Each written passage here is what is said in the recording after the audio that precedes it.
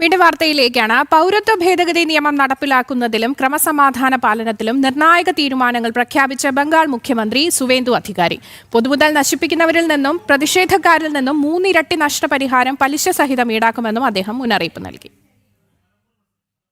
പൗരത്വ ഭേദഗതി നിയമപ്രകാരം CAA സർട്ടിഫിക്കറ്റുകൾ വിതരണം ചെയ്യുവാനുള്ള അധികാരം ജില്ലാ കളക്ടർമാർക്ക് നൽകിയ കേന്ദ്ര ആഭ്യന്തര മന്ത്രാലയത്തിന്റെ നടപടിയെ സുവേന്ദു അധികാരി പൂർണ്ണമായും സ്വാഗതം ചെയ്തു. തങ്ങൾ നൽകിയ വാഗ്ദാനങ്ങൾ ഓരോന്നായി നിറവേറ്റപ്പെടുകയാണെന്ന് അദ്ദേഹം വ്യക്തമാക്കി. കേന്ദ്ര തീരുമാനം നടപ്പിലാക്കുന്നതോടെ വർഷങ്ങളായി കഴിയുന്ന ഹിന്ദു അഭയാർത്ഥികൾക്ക് അടിയന്തരമായി പൗരത്വ സർട്ടിഫിക്കറ്റുകൾ ലഭ്യമാക്കും. പൗരത്വം ലഭിക്കുന്നതോടെ ഇന്ത്യൻ ഭരണഘടന ഉറപ്പു നൽകുന്ന എല്ലാ ആനുകൂല്യങ്ങളും വോട്ടവകാശവും ഇവർക്ക് കൃത്യമായി ലഭ്യമാകും. കൂടാതെ പൊതുമുതൽ നശിപ്പിക്കുന്നവർക്കെതിരെ public safety and control of anti social act പ്രകാരം കർശന നടപടികളിലേക്ക് പോലീസ് കടക്കുകയാണ്. സമരം എന്ന പേരിൽ അക്രമവും പൊതുമുതൽ നശിപ്പിക്കലും നടത്തിയാൽ ഉണ്ടാകുന്ന നഷ്ടത്തിന്റെ 3 ഇരട്ടി തുക പലിശ സഹിതം കുറ്റക്കാരിൽ നിന്നും കണ്ടുകിട്ടുമെന്നും സുവേന്ദു അധികാരി വ്യക്തമാക്കി.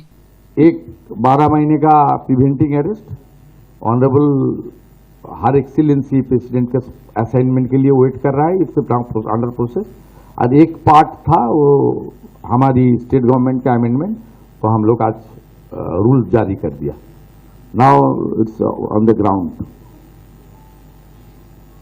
Now law enforcement authority started the case. जहां भी तोड़फोड़ करेगा 3 गुना वसूली करूंगा विद इंटरेस्ट. നിയമനിർമ്മാണത്തിൽ കരുതൽ തടങ്കൽ ഉൾപ്പെടെയുള്ള വ്യവസ്ഥകൾ നിലവിൽ വരുന്നതോടെ ക്രമസമാധാന ലംഘനം നടത്തുന്നവർക്കെതിരെ വിട്ടുവീഴ്ചയില്ലാത്ത നടപടിയുമായി മുന്നോട്ടു പോകാനാണ് നിർദ്ദേശം. ജനം, ഡൽഹി.